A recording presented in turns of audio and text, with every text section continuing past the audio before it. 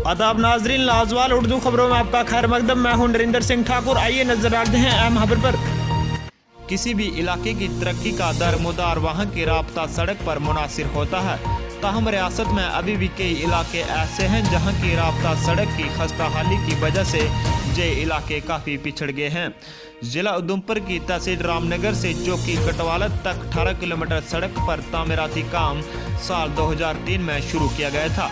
ताहम आज तक इस काम को मुकम्मल करके इस पर मैगडम नहीं बिछाया गया, जिसकी वजह से एक बड़ी आबादी को मुश्किलात का सामना करना पड़ता है। वहीं मुकामी लोगों का कहना था कि अगरचे इस हवाले से उन्होंने कई बार महकमा R&B को आगाह किया, ताहम आज तक लोगों की शिकायत को दूर करने के लिए कोई भी इकदाम नहीं किया गया। इसी सिलसिले में मुकामी लोगों ने जिला इंतजामिया उधमपुर से मुतालबा किया है कि इस सड़क पर जल्द अज जल्द मैगडम बिछाए जाने का काम शुरू किया जाए, ताकि उन्हें मजीद मुश्किलात का सामना न करना पड़े। ब्यूरो रिपोर्ट, रामनगर से नरिंदर सिंह ठाकुर।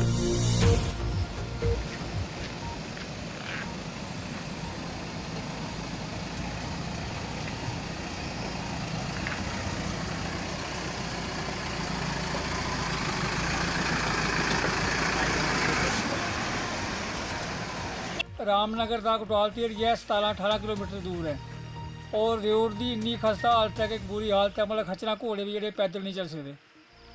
और रोड देखो 20-22 साल पहले रोड बने दा, ये बाद जो रोड बने वो पक्के हो चुके। कैंकरा पवा का कम लगे साढ़े इस इलाके कोई कम नहीं हुआ था जी। अगर कोई बीमार हो या तो किस तरीके का कोई बीमार हो जाता उसी देखो लोगों की इतने 4-5 बंदे इकट्ठे करना पौंदे, पालकियां करना पौंदियां, कोई घोड़ा मिलता नहीं मिलता। रोड कई दफ़ा कोई गड्डी मंगाई तो उस रास्ते के बंदा परेशान हो गया, उसका उत्थे रास्ता दम दे गया और उसी हॉस्पिटल पुज्जने का काबल गै नहीं रौंदा और इन्ना सीरियस बंदा होंदा है, उसी किस तरह पुजाना पे आराम बड़ा मुश्किल है।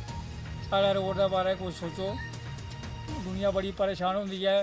बरसातें में बड़ा बहुत ज़्यादा मुश्किल होंदा कि कोई नाले नूले पानी के अंदर डिवाशन खराब हो जाते, खड्डे नाले चुइये टप्पने गड्डियां थोड़ियां डट पौंदियां, बड़ा मुश्किल होंदा है। पैदल किस तरह जाना कुछ देखो जी, रामनगर टू चौकी जेह्का रोड है ते चौकी तक भी ठीक है, लेकिन जेह्का कड़वालती है इन्नी बदतर दी हालत है कि इत्थै पैदल चलना मुश्किल होई जंदा। अस जिसलै कोई दी एडमिनिस्ट्रेशन कोल जाइयै अप्रोच करने कि इस रोड गी सुधारा जाए, इन्नी बदतर हालत है कि इसी ठीक कीता जा, तो ओह् भी असें झूठे दलासे दिंदे कि ठीक है करने दा कोई चक्कर नहीं। जिसलै आंदे हो इत्थै दिखदे अफसर भी आंदे, जेह्के साढ़े XMLA श्री RS पठानी होरें भी असें गलाया कि इसी ठीक करगे, लेकिन ओह् सिर्फ कागजी कार्रवाई होंदी, ग्राउंड जमीनी सतह पर एह्दा किश नहीं आवा दा। अजें तगर दिक्खी लैओ रोड दी हालात जेह्की बद्ध कोला बदतर होआ दे न भाई। मैं इ'यै आला अधिकारियों कोला इक गुजारिश करना कि इसी जल्द कोला जल्द ठीक कीता जा। क्या तुसें कोई अफसर दे कन्नै कोई इस सड़क दे बारे कोई गल्लबात कीती? हाँ जी बिल्कुल कीती, अफसर कन्नै असें गल्लबात कीती जेह्के एह्दे एडमिनिस्ट्रेशन दे और एक्शन साहब होर न PWD दे बगैरा, उं'दे कन्नै असें गल्लबात कीती। उ'नें गलाया इसी जल्द कोला जल्द ठीक कीता जा, लेकिन अजें तगर ऐसी कोई ठीक नहीं कीता। एह्दा हालात दा थोड़ा सामने है। चौकी कड़ाल ते जेह्ड़ा रोड है इस रोड दी बड़ी खराब हालत है, एह्दे उप्पर कोई कार्रवाई नहीं कीती जाती है। एह्दे कन्नै JE और AA कन्नै उं'दे कन्नै गल्लबात होई फोन उप्पर, उ'नें कोई एह्दे कन्नै मशीन नहीं भेजी है, जिस दे कारण असें इस बड़ा मुश्किल का सामना करना पौंदा। खासकर इस वेल्ले बरसात का मौसम है, रोड बंद है।